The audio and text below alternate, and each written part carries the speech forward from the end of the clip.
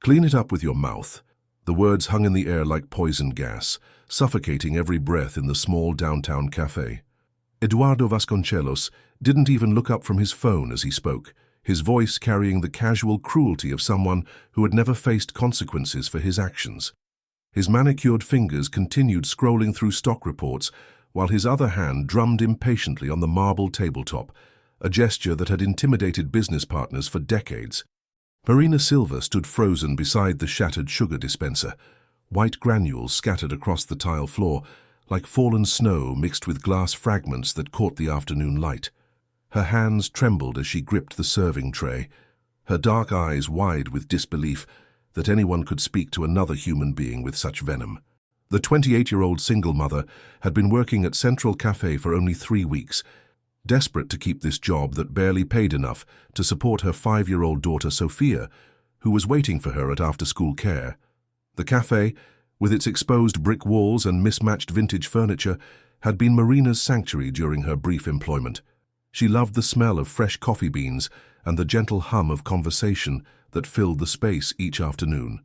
The other customers were mostly locals, elderly couples sharing afternoon pastries, university students hunched over textbooks, freelance writers typing away on laptops. It was a place where people treated each other with basic human decency, which made Eduardo's presence feel like a predator among sheep. I'll get a broom, sir," she whispered, her voice barely audible above the sudden silence that had fallen over the cafe like a heavy blanket.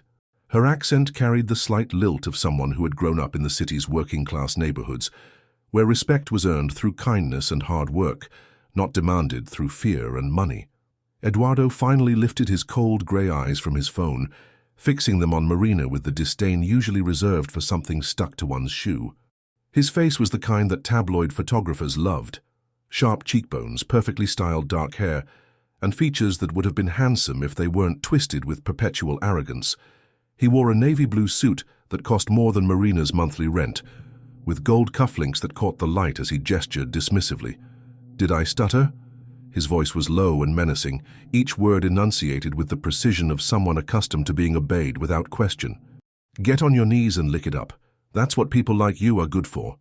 The cafe's atmosphere shifted palpably. Conversations died mid-sentence. The gentle clink of cups against saucers stopped. Even the espresso machine seemed to pause its hissing. The elderly man at the corner table lowered his newspaper, his weathered face creased with disgust. A young mother instinctively pulled her toddler closer, as if Eduardo's cruelty might be contagious. Marina's face flushed red with humiliation, but there was something else there too, a flash of defiance that spoke to the strength that had carried her through years of struggle. She had cleaned office buildings at night to pay for her education, had worked double shifts while pregnant to save money for Sophia's future, had endured condescending comments from bosses and customers who thought her background made her less than human. But no one had ever asked her to literally grovel on the floor like an animal. "Sir, I understand you're upset about the spill, but I can clean it up properly with—" she began, her voice stronger now, her business education showing through her diplomatic approach to conflict resolution. "You'll do what I tell you to do," Eduardo interrupted, his voice rising enough that people at neighboring tables turned to stare. "I don't pay for backtalk from the help. You spilled it, you clean it up the way I said, or you can find yourself another job." What Eduardo didn't realize was that he had chosen the wrong person to humiliate and the wrong moment to reveal his true character. Among the horrified onlookers sat Julia Andrade, one of the city's most respected investigative journalists, her laptop open to a story about corruption in city government contracts. Her trained eye had immediately recognized Eduardo when he'd entered. She'd covered enough society events to know the Vasconcelos family's faces, and Eduardo's particular brand of entitled arrogance had always made her skin crawl. The other customers sat in horrified silence, their coffee cups forgotten, witnessing what would become the most expensive 30 seconds of words ever spoken in the city's history. Mrs. Patterson, who had been coming to this cafe for afternoon tea every Tuesday for 15 years, clutched her pearls with arthritic fingers. Roberto, the art student who came here to sketch, had stopped drawing entirely, his charcoal pencil suspended in mid-air as he processed what he was witnessing. None of them knew they were watching the beginning of the end, for one of the country's most powerful men, and the start of a transformation that would ripple through their entire community like stones thrown into still water. They couldn't have imagined that this moment would be dissected in business schools, analyzed by sociologists, and remembered as the day social media proved it could topple titans who had seemed untouchable. But before we understand how those words would cost Eduardo everything he had ever known, we need to go back and see how a man becomes so utterly disconnected from his own humanity that he could demand another human being debase themselves for his entertainment. 3 months earlier, Eduardo Vasconcelos had awakened in his penthouse apartment overlooking the city's most exclusive district, where floor-to-ceiling windows offered a panoramic view of a world he owned but had never truly inhabited. The apartment, spanning the entire top floor of the city's most prestigious building, was a testament to wealth without soul. Italian marble floors that echoed with emptiness, crystal chandeliers that illuminated nothing meaningful, and artwork worth millions hanging on walls that had never heard genuine laughter. At 38, Eduardo commanded a hotel empire worth billions, inherited from his father and maintained through a combination of family connections, political influence, and an absolute belief in his own superiority. The Vasconcelos Hotel Group encompassed 57 properties across 3 countries, employing over 12,000 people whose names Eduardo had never bothered to learn. To him, they were interchangeable parts in a machine that generated money he had never needed to earn. Eduardo's childhood had been a masterclass in privilege without responsibility, raised by nannies while his parents attended social functions, educated at exclusive private schools where his family's donations ensured passing grades, regardless of effort. He had learned early that money could solve any problem and silence any critic. His father, Carlos Vasconcelos, had been a brilliant businessman but a distant parent who believed that wealth was its own moral justification. His mother, Helena, had tried to instill values of empathy and social responsibility, but her influence had been overwhelmed by Carlos's philosophy that the poor deserved their fate. Eduardo had never worked a day in his life in the way most people understood work. His career consisted of showing up to board meetings where others had already made the real decisions, signing documents prepared by lawyers and accountants he barely acknowledged, and making declarations that affected thousands of employees he had never met and would never consider meeting. He viewed the hotels not as businesses that served people, but as personal kingdoms where his word was law. His morning routine was as rigid as it was empty, awakened at 5:30 a.m. by an alarm system that slowly increased the lighting to simulate sunrise, followed by a workout with Marcus, his personal trainer, who had learned to suffer Eduardo's verbal abuse in silence because the pay was too good to quit. At 6:30, breakfast was prepared by Consuela, his housekeeper, who had worked for the family for 20 years and had watched Eduardo transform from a spoiled child into a cruel adult. She served his meal without speaking. Conversation was discouraged, and cleaned up after him as if he were incapable of basic human functions, like placing a dish in a sink. By 8 a.m., Ricardo, his driver, would be waiting with the latest Mercedes, gleaming black with tinted windows, that allowed Eduardo to look out at the world without being seen by it. Ricardo had been driving for the Vasconcelos family for 15 years and had developed the ability to remain completely invisible while Eduardo conducted phone calls that revealed his complete contempt for anyone who worked for a living. Eduardo treated Ricardo like a piece of sophisticated machinery, useful, expensive, but not quite human enough to deserve courtesy. The days blended together in a haze of lunch meetings at exclusive restaurants where Eduardo made deals worth millions while treating service staff like furniture. Waiters learned to approach his table with trepidation, knowing that any perceived slight, water glasses not filled immediately, food not perfectly temperature-controlled, service that acknowledged their humanity rather than their subservience, would result in public humiliation and complaints to management that could cost jobs. That particular Thursday morning had started badly when his assistant, Patricia, a Harvard MBA who had taken the job hoping to learn from a successful businessman, delivered the news that would shatter Eduardo's illusion of invincibility. His company had lost a massive government contract to modernize the capital city's conference facilities, a project worth $200 million that Eduardo had assumed was his by birthright. The loss wasn't due to an inferior bid, Vasconcelos Hotels had submitted a technically superior proposal with competitive pricing. The loss was due to Eduardo himself. 3 weeks earlier, at a charity gala for children's education, he had encountered Dr. Carmen Rodriguez, the Minister of Development's daughter, who was also the chief economic advisor reviewing the bids. Dr. Rodriguez held a PhD in economics from Oxford and spoke 4 languages fluently. She had authored groundbreaking research on sustainable tourism development and was widely respected in international business circles. When she had tried to engage Eduardo in conversation about the social impact of large hotel development projects, he had dismissed her with a laugh that could be heard across the ballroom. "Another pretty face trying to play businesswoman," he had said to his drinking companions, loud enough for her to hear. "I bet she can't even balance her own checkbook. Daddy probably bought her that fancy degree." Dr. Rodriguez had said nothing in response, but her expression had been captured by society photographers. The image of her dignified silence in the face of Eduardo's public mockery had appeared in gossip columns the next day, generating sympathy for her and disgust for him. When the contract bids were reviewed, Dr. Rodriguez's recommendation had been crucial in selecting Eduardo's competitor, a smaller firm with a track record of ethical labor practices and community engagement. "How dare they choose those peasants over us?" Eduardo had raged to Patricia, his face red with indignation that anyone would dare to hold him accountable for his behavior.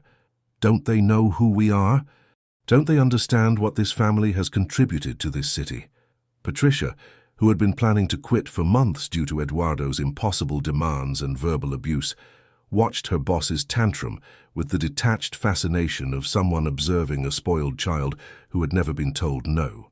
She had documented years of Eduardo's cruel behavior toward employees, his casual racism and sexism, his complete inability to accept responsibility for any failure. She was already planning to take her documentation to labor authorities and the press. "Sir," she said carefully, "perhaps we should consider why our proposal was rejected. The other firm's presentation emphasized worker welfare and community benefit. Maybe you could shut up and do your job instead of lecturing me about business," Eduardo snapped.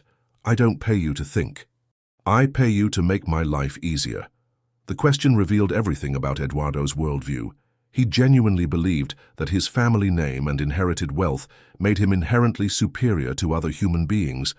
He had never learned that respect must be earned, because he had never needed to earn anything. Money had always been his answer to every problem, his shield against every consequence, his justification for every cruelty. When his mother Helena Vasconcelos called to discuss the lost contract, Eduardo dismissed her concerns with characteristic arrogance. Helena, now 72, had spent decades watching her son become everything she had hoped he wouldn't. She had tried to balance her late husband's influence with lessons about compassion and social responsibility, but Eduardo had inherited his father's worst traits while ignoring his business acumen. "Eduardo," Helena said, her voice tired with the weight of years spent trying to reach her son, "this contract loss isn't just about money, it's about reputation. People are starting to talk about how we conduct business, how we treat people." "It's their loss, Mother," Eduardo replied, not even looking up from his phone where he was scrolling through social media comments about the contract decision. "We'll find bigger contracts with people who understand class. This city is full of peasants who don't appreciate quality." But beneath his bravado, cracks were beginning to show. Eduardo's reckless behavior had been escalating for years, and this contract loss was just the latest in a series of problems caused by his inability to treat people with basic human dignity. The hotel chain's employee turnover rate was the highest in the industry. Guest satisfaction scores had been declining as word spread about the company's toxic culture. Competitors were poaching clients by highlighting their own ethical practices, in contrast to Vasconcelos Hotel's reputation for arrogance. Helena had been receiving calls from board members expressing concerns about Eduardo's public behavior. Shareholders were asking questions about the company's long-term leadership strategy. Industry publications had begun running articles about privilege without accountability that mentioned Eduardo by name. The empire that 3 generations of Vasconcelos family members had built was beginning to show stress fractures that money alone couldn't repair. None of this registered in Eduardo's mind as he decided to relax at Central Cafe that afternoon. In his twisted logic, surrounding himself with common people would make him feel better about his setbacks. He enjoyed the contrast between his obvious wealth and their ordinary lives, the way his presence seemed to remind them of their place in the world's hierarchy. He had no idea he was walking into the moment that would end his world as he knew it, or that his need to feel superior to others would become the instrument of his own destruction. While Eduardo was born into luxury that insulated him from consequences, Marina Silva had fought for every opportunity in her life with the determination of someone who understood that failure meant not just personal disappointment, but the inability to provide for those she loved. Her story was written in early mornings and late nights, in sacrifices made without complaint, and in a dignity that remained unshakable regardless of circumstances. Marina had been raised in the Cidade Nova district, where narrow streets wound between modest houses painted in fading pastels, and where the sound of samba music mixed with the calls of street vendors selling fresh fruit from wooden carts. Her childhood home was a small two-bedroom house that her grandmother Donna Rosa had purchased with 30 years of savings from her job as a seamstress in the city's garment district. The house had thin walls that allowed every conversation to be heard in every room, a roof that leaked during heavy rains, and a tiny backyard where Donna Rosa grew tomatoes, peppers, and herbs in coffee cans painted bright yellow. The tragedy that would reshape Marina's life struck on a rain-soaked Tuesday evening when she was 12 years old. Her parents, Ana and Miguel Silva, were driving home from Miguel's construction job when their 15-year-old car skidded on the wet asphalt and collided with a truck carrying produce to the central market. The police report would later note that Miguel had tried to swerve to avoid a stray dog, but the worn tires couldn't grip the slick road surface. Both died on impact, leaving Marina to be raised by her grandmother, who was already 68 and struggling with arthritis that made her sewing work increasingly painful. Donna Rosa was a woman of immense dignity who had raised 5 children of her own while working 12-hour days in factories that had no air conditioning and little regard for worker safety. She possessed the kind of wisdom that comes from surviving decades of hardship without allowing bitterness to poison the soul. In the months after Ana and Miguel's death, she would sit with Marina on the front steps of their house, watching the sunset paint the sky in shades of orange and purple, and speak about resilience in the way other grandmothers might discuss recipes.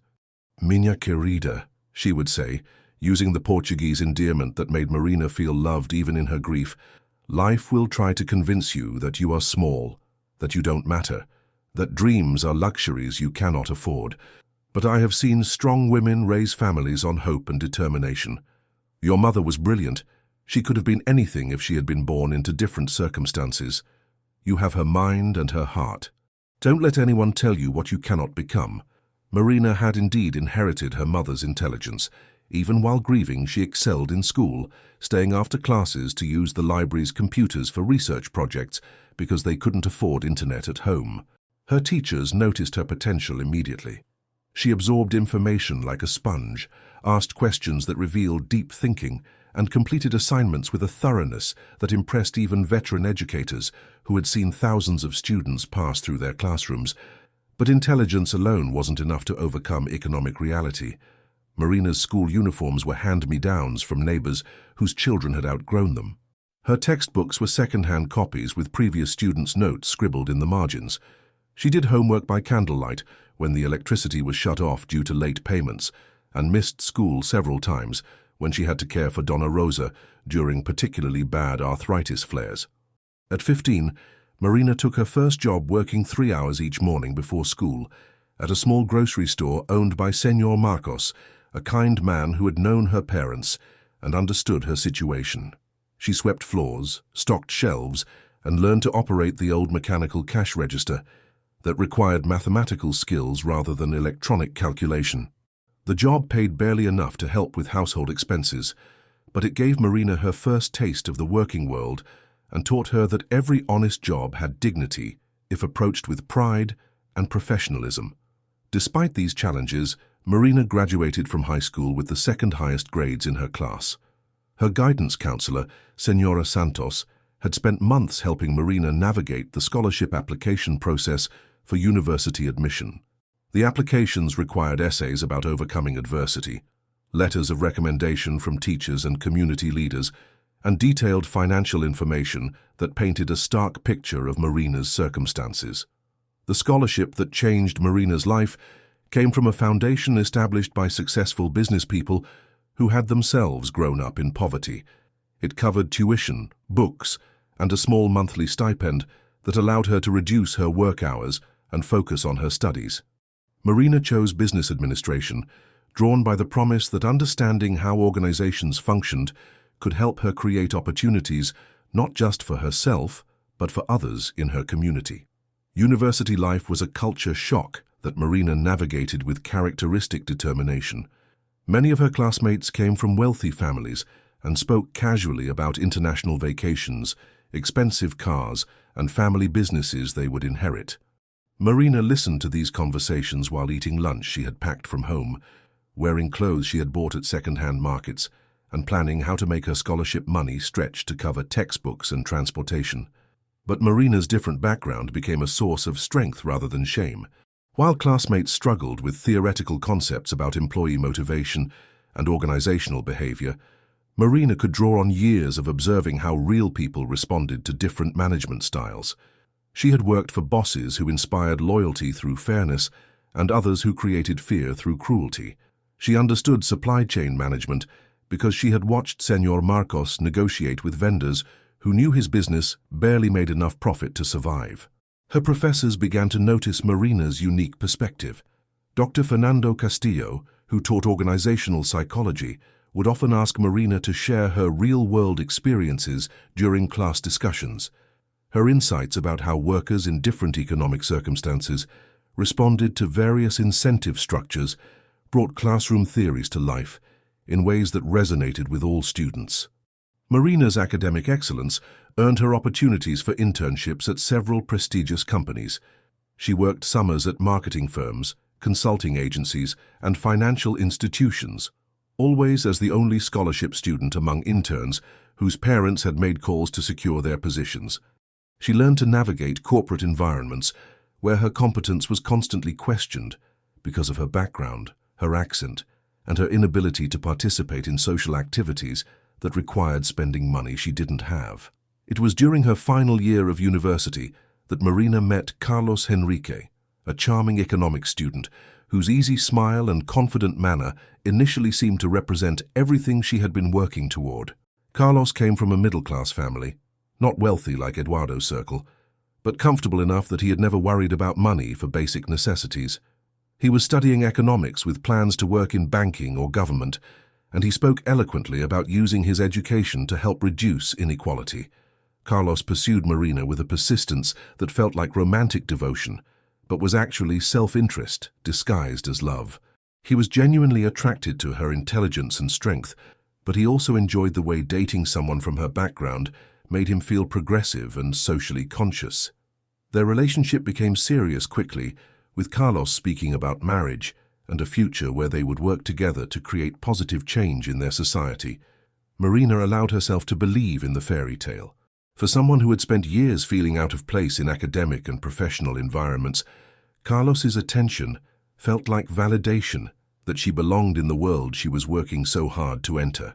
When she discovered she was pregnant during her final semester, Carlos initially responded with excitement about starting a family together. But when Sofia was born, Carlos's romantic idealism collided with the reality of sleepless nights, financial pressure, and the realization that raising a child required sacrifices he wasn't prepared to make. His visits became less frequent, his promises more vague, until one day he simply stopped answering Marina's calls. She later learned through mutual friends that he had accepted a job with a multinational corporation that required relocating to another country, an opportunity he had pursued without mentioning to Marina or his infant daughter. Raising Sofia while finishing her degree had been the hardest thing Marina had ever done.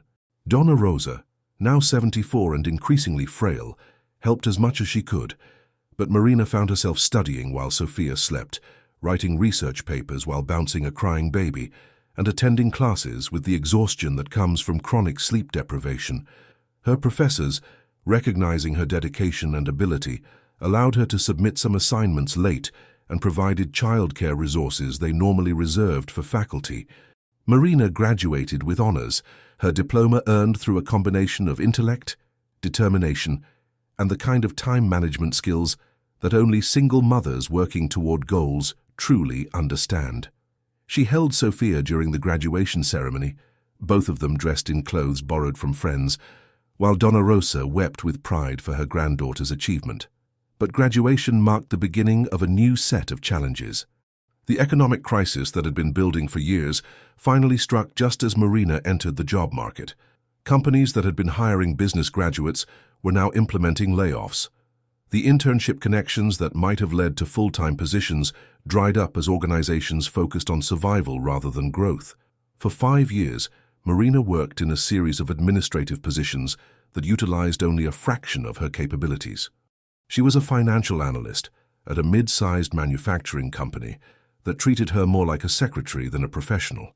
She was an operations coordinator at a logistics firm where her suggestions for efficiency improvements were ignored because they came from someone too young and too female to be taken seriously. She was an assistant manager at a consulting agency where her boss took credit for her ideas and excluded her from client meetings because he believed clients preferred to work with men. Each job ended the same way: companies downsizing, relocating, or closing entirely as the economic situation worsened. Marina would arrive at work to find security guards at the entrance and employees carrying cardboard boxes filled with personal belongings. The pattern became so familiar that she started keeping important documents in her purse rather than her desk, knowing that layoffs often came without warning. 3 months before that fateful day at Central Cafe, Marina had lost her latest position when the consulting firm where she worked was acquired by a larger company that eliminated what they called redundant positions. Marina's role as operations manager, which she had performed with exceptional skill for 2 years, was deemed redundant, despite the fact that her departure meant the firm's efficiency metrics immediately declined. With rent due and Sophia needing new school supplies for the upcoming semester, Marina had swallowed her pride and taken the waitressing job at Central Cafe. The irony wasn't lost on her. She held a business degree with honors and had years of professional experience, yet she was serving coffee to people who assumed her current job reflected her maximum potential. "It's temporary," she told herself every morning, looking in the mirror of their tiny apartment while Sophia got ready for school, "just until something better comes along." But Marina approached the cafe job with the same meticulous attention she had brought to her previous corporate roles. She studied the menu until she could recite ingredients and preparation methods from memory. She observed regular customers until she could anticipate their preferences before they ordered. She maintained detailed notes about special requests and dietary restrictions, treating each customer interaction as an opportunity to provide excellent service.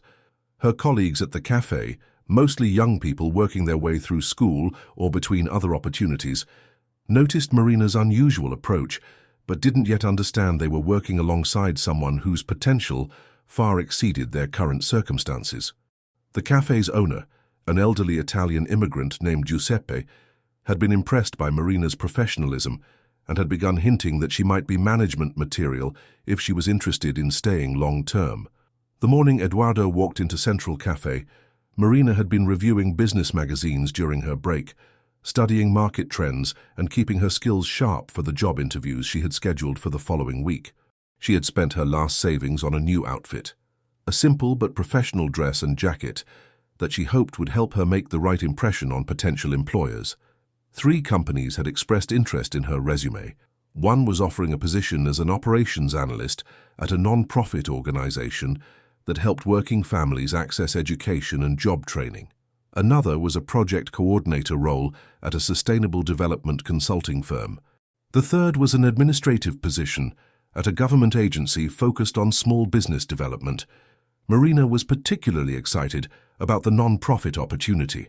The organization's mission resonated with her own experiences, and the job description seemed to value exactly the kind of perspective she could bring. She had prepared extensively for the interview, researching the organization's history, studying their recent reports, and developing ideas for how her skills could contribute to their goals. She had no way of knowing that serving coffee to an arrogant billionaire would become the catalyst for changes beyond her wildest imagination, though not in any way she could have predicted. The woman who had fought her way through university while raising a child alone, who had maintained her dignity through years of professional setbacks, who had never allowed circumstances to diminish her belief in the value of hard work and human decency, was about to face a test that would reveal not just her own character, but the character of everyone watching. Julia Andrade had not planned to become the most important witness to Eduardo's downfall. When she pushed through the glass doors of Central Café that afternoon, her laptop bag slung over her shoulder, and her mind focused on the explosive story she had been developing for the past 6 months. The investigative journalist, 34 years old with sharp green eyes and prematurely grey streaks in her dark hair, earned from years of late nights chasing corruption stories, had stopped at the cafe for a quick coffee before what would likely be the most important interview of her career. Julia's reputation in the city's media landscape was built on fearless reporting that had exposed corrupt politicians, unethical business practices, and social injustices that others preferred to ignore. She had started her career 15 years earlier as a crime reporter, covering murders and robberies in neighborhoods that other journalists avoided. But she had quickly discovered that the most important stories weren't found in police reports. They were hidden in boardrooms, government offices, and exclusive clubs where powerful people made decisions that affected thousands of lives. Her current investigation focused on a web of corruption involving city government contracts, campaign contributions, and business relationships that stretched from City Hall to some of the country's most influential families. For months, she had been following paper trails, conducting interviews with whistleblowers who risked their careers to speak with her, and building a case that would demonstrate how public funds were being diverted to benefit private interests. The interview she was rushing to that afternoon was with a former city planning official who claimed to have documents proving that several major development contracts had been awarded based on political connections rather than merit. The official, Dr. Roberto Silva, had worked in city government for 20 years before his conscience finally compelled him to speak out about practices he could no longer stomach. Julia's trained eye immediately recognized Eduardo when he entered the cafe, his presence disrupting the peaceful atmosphere like a shark swimming into a school of fish. She had covered dozens of society events over the years, charity galas, museum openings, political fundraisers, where the Vasconcelos family appeared with their characteristic combination of wealth and arrogance. Eduardo's face was particularly memorable because of his habit of making quotes that revealed his contempt for anyone he considered beneath his social status. 2 years earlier, Julia had interviewed Eduardo at a charity auction for children's hospitals. When she had asked him about his company's policy regarding employee wages and benefits, he had responded with a laugh that still echoed in her memory. "I don't concern myself with the personal finances of the help. If they wanted better pay, they should have made better life choices." The quote had been published in her article about income inequality in the hospitality industry, but it had been buried among other examples of tone-deaf attitudes from wealthy business owners. Julia had always regretted not having more space to explore Eduardo's particular brand of casual cruelty, and she had been hoping for years to find a story that would expose the Vasconcelos family's true character to a wider audience. As Eduardo settled at his usual table near the window, Julia observed his behavior with the professional detachment of someone who had learned to recognize predators in expensive suits.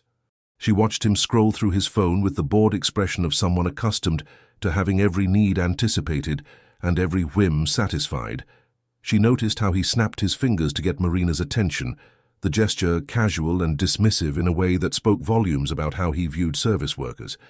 When Eduardo deliberately knocked over the sugar dispenser, Julia's position 3 tables away gave her a clear view of the intentional flick of his wrist that sent the glass container spinning to the floor. Her journalist instincts kicked in immediately. Years of investigative work had taught her to be ready for unexpected moments when people revealed their true characters, and her phone was in her hand before the sugar hit the tile. The video she captured was more than just documentation of Eduardo's cruelty. It was a masterclass in contrast that would prove devastating to his reputation. The camera showed Eduardo's cold expression as he made his demand, Marina's dignified composure despite obvious humiliation, and the shocked faces of other customers who couldn't believe what they were witnessing. Mrs.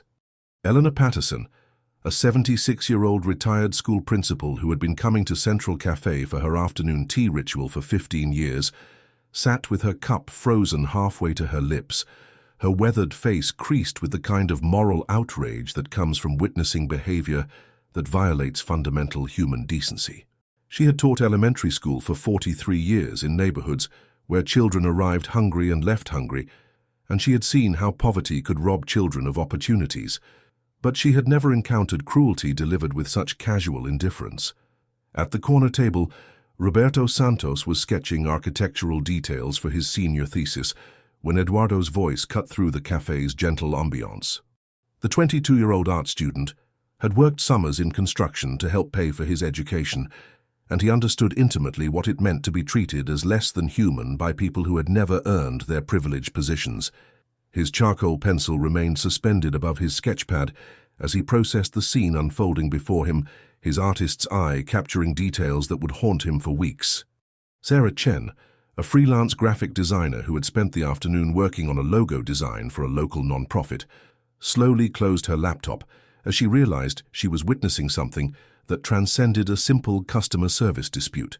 She had immigrated with her family from Taiwan when she was 8 years old, and she remembered the casual racism her parents had faced from customers who treated them as foreigners, regardless of how long they had lived in the country.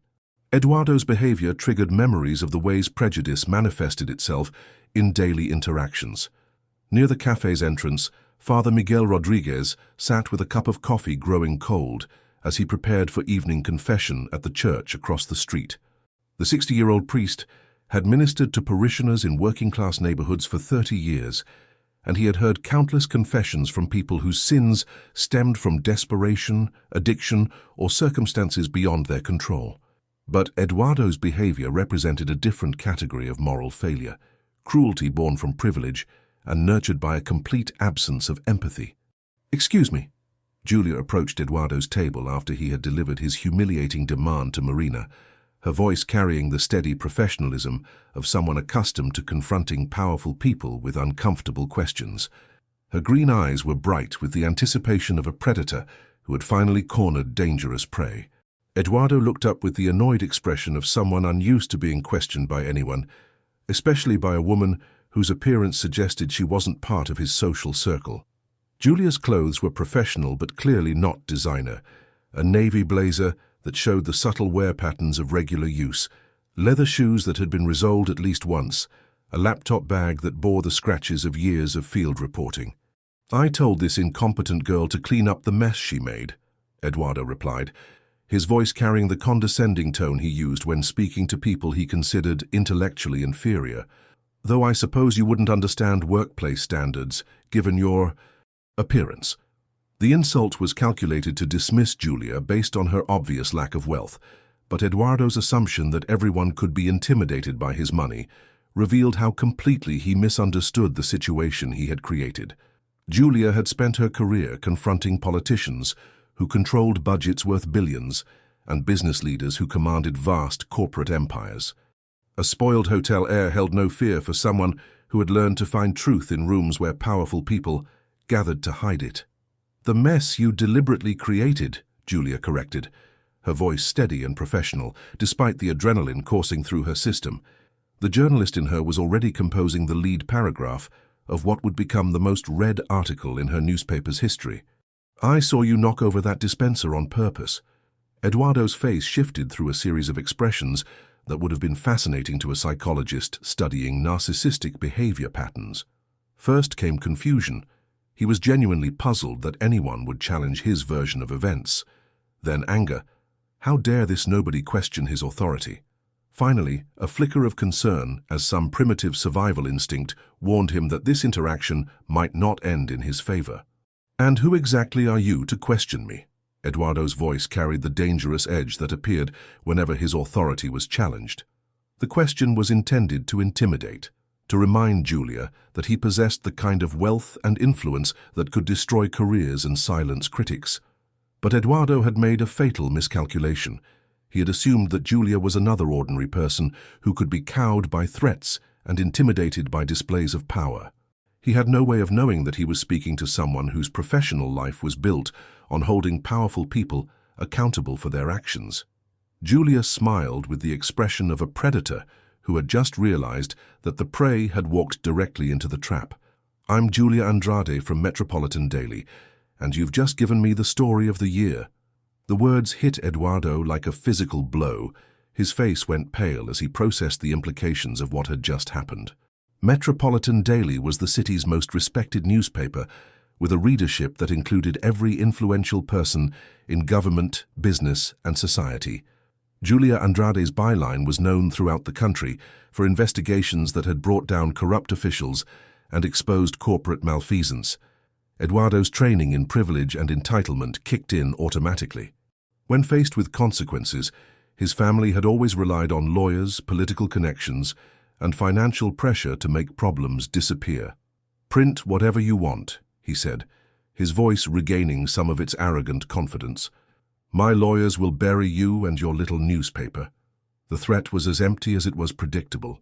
Julia had been sued by powerful people before, and Metropolitan Daily employed some of the country's best media attorneys specifically to defend against frivolous lawsuits designed to suppress legitimate journalism. More importantly, Eduardo had just threatened a journalist while being recorded, adding another layer to the story that would soon engulf him. She was already composing the headline in her mind: "Billionaire hotel heir humiliates working mother when inherited wealth meets inherited cruelty." As Eduardo stormed out of the cafe, leaving Marina to clean up the mess he had created both literally and figuratively, none of the witnesses realized they had just participated in a moment that would be studied in journalism schools as an example of how citizen journalism and traditional media could combine to hold the powerful accountable.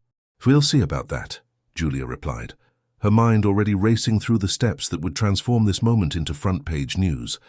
The video Julia had captured would soon be analyzed frame by frame, not just for what it revealed about Eduardo's character, but for what it demonstrated about the courage of ordinary people who refused to accept cruelty as normal. The countdown to Eduardo's reckoning had begun, but the story was bigger than one man's fall from grace. It was about a society finally ready to say that wealth and privilege didn't provide immunity from basic human decency, and that cameras in everyone's pocket meant that moments of cruelty could no longer be hidden behind closed doors. The story hit Metropolitan Daily's website at 6 a.m. the next morning. By 7 a.m. the video had been shared 1,000 times. By 8 a.m. it was trending on social media platforms across the country. By noon, international news outlets were picking up the story of the Brazilian billionaire's coffee shop cruelty. Coffee shop cruelty and Marina's dignity became viral hashtags. The video showed not just Eduardo's cruelty, but Marina's grace under pressure. How she maintained her composure despite the humiliation. How she tried to protect her job even as she was being dehumanized. Public reaction was swift and merciless. Hotel reservation systems crashed as thousands of people cancelled bookings. Social media influencers organized boycotts. Employee unions across the hospitality industry called for strikes in solidarity with Marina. But the most devastating blow came from an unexpected source: Eduardo's own mother. Helena Vasconcelos had built the family hotel empire from a single property inherited from her father. Unlike her son, she understood that success in the hospitality industry depends entirely on how you treat people. She had been trying for years to convince Eduardo to develop empathy and business sense, but had always been overruled by her late husband, who had indulged their son's worst impulses. The emergency board meeting was called for 2 p.m. Helena entered the boardroom with a copy of that morning's newspaper and her laptop showing the viral video. "Gentlemen," she addressed the board members, "we have a crisis that threatens everything our family has built over 3 generations." Eduardo arrived late, still convinced that the whole situation would blow over. "Mother, surely we're not going to let some hysterical media coverage affect our business decisions." "Hysterical?" Helena's voice was ice-cold. "Eduardo, in the 12 hours since this story broke, we've lost 40% of our advance bookings. Our stock price has dropped 30%. 3 major corporate clients have cancelled events. Our employees are threatening to strike." "It's temporary," Eduardo insisted. "People have short memories." "Some things are not forgotten," Helena replied, "and some things are unforgivable. You have brought shame not just to yourself but to every person who has ever worked for this company. You have made us complicit in your cruelty." The board members shifted uncomfortably as Helena continued. "Effective immediately, Eduardo, you are suspended from all executive functions of Vasconcelos Hotels. Your access to company accounts, properties and resources is terminated pending a full review of your conduct." Eduardo's face went white. "You can't do this to me. I'm family. Family doesn't protect you from consequences," Helena said quietly. "Perhaps you'll finally learn what the rest of us have always known, that respect must be earned, not inherited." As Eduardo was escorted from the building by security, he still believed this was temporary. He had no idea that this was just the beginning of his fall from grace. Within 48 hours of the cafe incident, Eduardo's entire world collapsed like a house of cards. The viral video had done more than damage his reputation. It had given courage to people who had suffered his abuse for years, but had been too afraid to speak out. Former employees began coming forward with stories of Eduardo's cruelty. A housekeeper who had been fired for looking at him wrong, a driver who had been forced to work 18-hour days without breaks, a hotel manager who had been publicly humiliated for defending an employee Eduardo had berated. Each new story was picked up by the media, creating a snowball effect that buried Eduardo's reputation completely. More damaging still, these testimonies prompted labor authorities to launch investigations into working conditions at Vasconcelos Hotels, uncovering a pattern of abuse that went far beyond Eduardo's personal conduct. Eduardo's personal bank accounts were frozen as part of the investigation. His credit cards were cancelled. The penthouse apartment, it turned out, was owned by the company, not by him personally. His expensive cars, his designer clothes, his exclusive club memberships, all were company benefits that evaporated overnight. For the first time in his life, Eduardo experienced what millions of people lived with every day: the fear of not having enough money for basic necessities. His friends from high society disappeared faster than his money. Phone calls went unreturned. Invitations stopped coming. The people who had surrounded him with flattery and attention revealed themselves to be exactly what Marina and people like her had always known them to be: parasites who were only interested in what they could gain. Eduardo was forced to move into a cheap hotel room, paying with the last cash in his wallet. As he lay on the thin mattress, listening to traffic noise instead of his usual silence, he began to understand a truth that would have seemed impossible just a week earlier. He was completely alone and utterly helpless. But the hardest fall was still ahead of him. 3 months after the cafe incident, Eduardo stood in line at the unemployment office, holding a manila folder containing the most humbling document he had ever seen: his first job application in 38 years of life. The irony was crushing. His business administration degree, purchased from a private university where he had never attended a single class, meant nothing in the real job market. His executive experience was revealed as worthless when potential employers asked for specific examples of his work. "What exactly did you do at Vasconcelos Hotels?" asked one interviewer. I managed operations," Eduardo replied weakly. "Can you give me an example of a problem you solved?" Eduardo realized he had never actually solved a problem in his life. He had only created them for other people to solve. The job market had no place for someone whose only qualification was inherited wealth. Day after day, Eduardo faced rejection. Companies that might have hired him based on his family name now saw him as a liability. His face was still too recognizable, his reputation too toxic. Finally, a small restaurant in the working-class neighborhood where he now lived offered him the only job he could get: server. "Look, kid," said João Santos, the restaurant owner, "I don't care about your past, but this is honest work for honest pay. You show up on time, you work hard, you treat customers and co-workers with respect, and you get to keep the job. You screw up, you're gone. Same rules for everyone." Eduardo wanted to protest that he wasn't kid. He was a grown man who had once commanded a billion-dollar empire. But as he looked at João's weathered hands and kind eyes, he realized that this man possessed something Eduardo had never developed: the dignity that comes from earning your place in the world. "I'll take it," Eduardo said quietly. He had no idea that accepting this job would begin the most important education of his life. Eduardo's first day as a server was a disaster that would have been comical if it hadn't been so painful to watch. He dropped 3 plates, confused orders, and spoke to customers with the same condescending tone he had always used with service workers.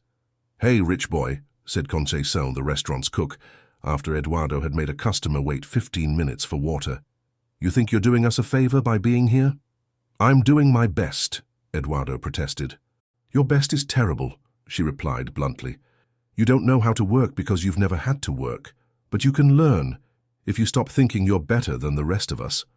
It was the first honest feedback Eduardo had received in decades. In his previous life, everyone had told him what they thought he wanted to hear. Now, for the first time, people were telling him the truth about his performance. The other servers, Maria, Carlos, and Jose, had worked in the service industry for years. They watched Eduardo struggle with a mixture of sympathy and frustration.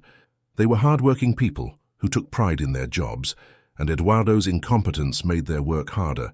But as days turned into weeks, something unexpected began to happen. Eduardo stopped expecting special treatment. He started listening when his co-workers gave him advice. He began to understand that the job required not just physical stamina, but emotional intelligence, memory skills, and genuine care for customer satisfaction.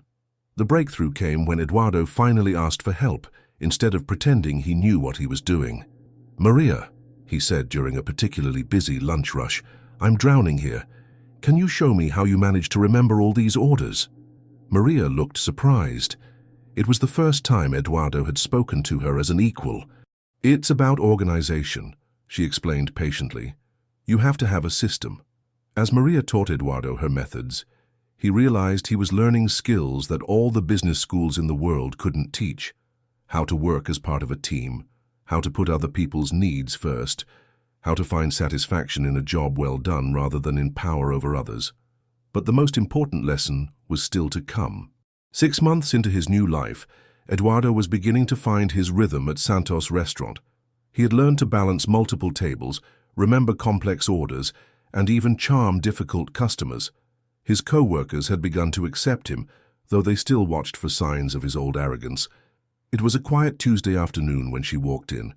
Eduardo was refilling the salt shakers when he looked up and saw Marina Silva entering the restaurant with a young girl. Her daughter, he realized. For a moment, time stopped. The woman he had humiliated, whose dignity he had tried to destroy, was standing in his workplace. Marina recognized him immediately. Eduardo saw the moment of recognition in her eyes, followed by something he didn't expect.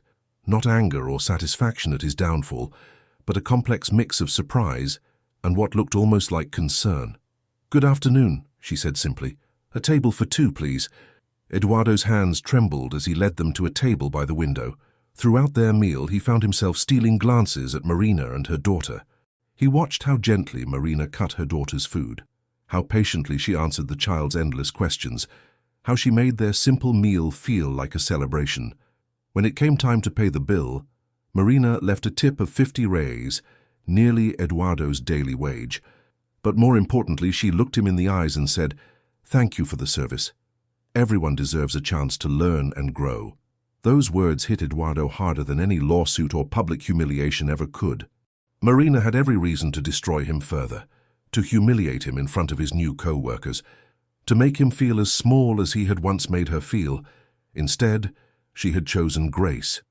That night, for the first time since childhood, Eduardo cried. Not tears of self-pity for what he had lost, but tears of shame for who he had been, and something that might have been the beginning of gratitude for who he was learning to become. Marina's visit marked a turning point in Eduardo's journey. Her dignity in the face of his fall forced him to confront a truth he had been avoiding. His suffering was self-inflicted, while the suffering he had caused others was undeserved cruelty. Eduardo began to see his co-workers and customers differently. Maria, the server who had taught him to organize orders, was supporting 3 children on her wages while studying accounting at night. Carlos, the quiet dishwasher, was sending money to his elderly parents in the countryside. Jose, the experienced waiter, had worked his way up from homeless teenager to respected employee who was saving to open his own small business. These people, whom Eduardo had once dismissed as nobodies, were revealing themselves to be more resourceful, resilient and worthy of respect than anyone from his privileged past. João Santos noticed the change in Eduardo's attitude and work performance. "You're getting better," he told Eduardo one evening as they closed the restaurant. Want to learn some basic management? I could use someone to help with scheduling and supplies. It was the first opportunity for advancement Eduardo had been offered, based on merit rather than inheritance. The irony wasn't lost on him. He was learning real business skills for the first time in his life while working for minimum wage. Eduardo threw himself into the additional responsibilities with an intensity that surprised everyone, including himself. He studied inventory management, learned to negotiate with suppliers, and discovered he had a talent for scheduling that maximized both employee satisfaction and business efficiency. More importantly, he began to understand what real leadership looked like. João didn't command respect through fear or money. He earned it by working harder than anyone else, by treating his employees fairly, and by making decisions that benefited the entire team rather than just himself. But Eduardo's most important education was still ahead of him. 9 months after the cafe incident that had destroyed his old life, Eduardo received an unexpected phone call. It was Julia Andrade, the journalist whose investigation had exposed his cruelty. "I'm doing a follow-up story," she explained, "about the long-term consequences of that day. I'd like to interview you." Eduardo's first instinct was to refuse. He still felt ashamed when he thought about the viral video and its aftermath, but then he thought about Marina's grace, about João's fairness, about the dignity his co-workers showed every day, despite their struggles. "I'll do it," he said, "but I want to tell the whole truth." The interview took place at Santos restaurant during Eduardo's shift. Julia watched as he efficiently served customers, interacted respectfully with his co-workers, and took genuine pride in doing his job well. "This must be quite a change from your previous lifestyle," Julia observed. "It's not a change," Eduardo replied. "It's the first time I've ever actually lived." He told Julia about everything he had learned, about the value of honest work, about the strength and intelligence of people he had once dismissed, about the difference between inherited privilege and earned respect. "Do you regret what happened?" Julia asked. Eduardo thought for a long moment. "I regret who I was. I regret the pain I caused. But I can't regret the journey that brought me here, because this is the first time in my life I've been worthy of respect." But the most important part of the story was still unfolding. Julia's follow-up story, titled "From Cruelty to Compassion, A Billionaire's Fall and Rise," became almost as viral as the original video. But this time, the response was different. People were fascinated by the idea that genuine change was possible, that someone could fall so far and learn so much. The story caught the attention of business schools, which began using Eduardo's transformation as a case study in leadership and ethics. It inspired documentaries about privilege and empathy. Most importantly, it started conversations about how society treats service workers and what real respect looks like. But for Eduardo, the most meaningful response came from an unexpected source. 3 weeks after the follow-up story was published, Marina called Santos restaurant and asked to speak with him. "I read the article," she said. "I wanted you to know that I'm proud of how hard you've worked to become a better person." "Marina," Eduardo said, his voice thick with emotion, "I need you to know that thinking about your strength and dignity has gotten me through the hardest days. You saved my life by showing me what real character looks like." There was a pause before Marina spoke again. "Actually, I was calling because I have a proposition for you." Eduardo listened in amazement as Marina explained that she had been following his progress through mutual acquaintances in the service industry. She had finally found a stable job as an operations manager for a non-profit organization that helped working families access education and job training. "We're looking for someone to help us develop a hospitality training program," she said. "Someone who understands both sides of the industry, the business side and the human side. Would you be interested?" It was the opportunity Eduardo had never known he was preparing for, a chance to use his painful education to help others avoid both his mistakes and his suffering. Eduardo's work with Marina's non-profit organization marked the beginning of a partnership that would transform both of their lives and impact thousands of others. The hospitality training program they developed together became a model for other cities, offering not just job skills but also workshops on dignity, respect, and workers' rights. Eduardo discovered that his experience of humiliation and redemption made him uniquely qualified to teach both employers and employees about the importance of mutual respect. He could speak to business owners about the real costs of treating workers badly, and he could speak to workers about maintaining their dignity even in difficult circumstances. Marina, meanwhile, found that her combination of business education and real-world experience made her a powerful advocate for workplace justice. She began speaking at conferences and consulting with companies that wanted to improve their treatment of employees. Their collaboration wasn't without challenges. There were moments when Eduardo's old patterns of thinking resurfaced, when he had to catch himself before slipping into condescension. There were times when Marina struggled to trust that his transformation was genuine rather than strategic, but they both recognized that their partnership represented something powerful, the possibility of healing and growth, even after profound damage had been done. The program's success led to recognition from the mayor's office, then the state government, and eventually the federal level. Eduardo and Marina found themselves testifying before legislative committees about workers' rights and dignity in the workplace. At one particularly important hearing, Eduardo was asked why he thought his story resonated with so many people. "Because everyone knows what it feels like to be treated as less than human," he answered, "and everyone wants to believe that we can do better." But the most important test of their partnership was still to come. 5 years after that terrible day in Central Café, Eduardo and Marina stood together on a stage, addressing an audience of business leaders, workers' rights advocates, and government officials. They were announcing the expansion of their program to 50 cities across the country. The transformation in both of their lives was remarkable. Eduardo had never recovered his inherited wealth, but he had built something more valuable, a sense of purpose and the respect that comes from meaningful work. He lived modestly, saved carefully, and found joy in simple pleasures that he had never noticed during his privileged past. Marina had completed her master's degree in business administration, funded by scholarships she earned through her advocacy work. She had been promoted to regional director of the non-profit organization and was considered one of the country's leading experts on workplace dignity. But perhaps the most significant change was in their relationship. What had begun as an encounter between victim and victimizer had evolved into a genuine friendship, built on mutual respect and shared commitment to justice. "Some people ask me if I forgive Eduardo for what he did to me," Marina told the audience that day. "That's the wrong question. The right question is whether we can all forgive ourselves for the systems that allow such cruelty to flourish, and whether we can commit to building something better." Eduardo spoke last. "I used to think that power meant having the ability to hurt people without consequences.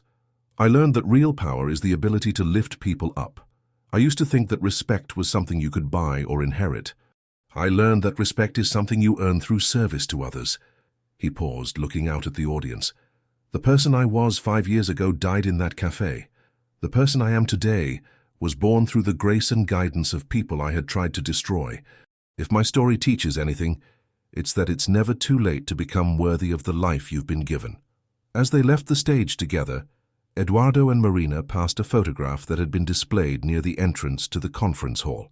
It was the original viral video. Frozen at the moment, Eduardo had demanded that Marina clean the floor with her mouth.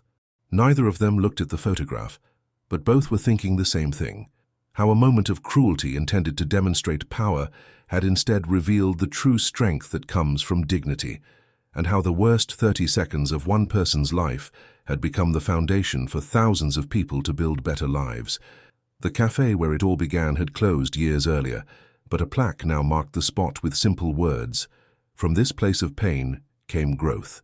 From this moment of cruelty came compassion. Remember that change is always possible." Eduardo and Marina's story had become more than just a viral video or a cautionary tale. It had become proof that redemption is real, that growth is possible, and that sometimes the people we hurt the most can become our greatest teachers if we're brave enough to learn. Their work continued, their friendship deepened, and their impact spread. But perhaps most importantly, their story gave hope to anyone who had ever been treated cruelly, and to anyone who had ever acted cruelly. Hope that tomorrow could be better than yesterday, and that every human being deserves the chance to become their best self. The price of Eduardo's arrogance had been everything he thought he valued. The reward for his humility was everything that actually mattered, and the woman he had tried to humiliate had become the architect of his salvation.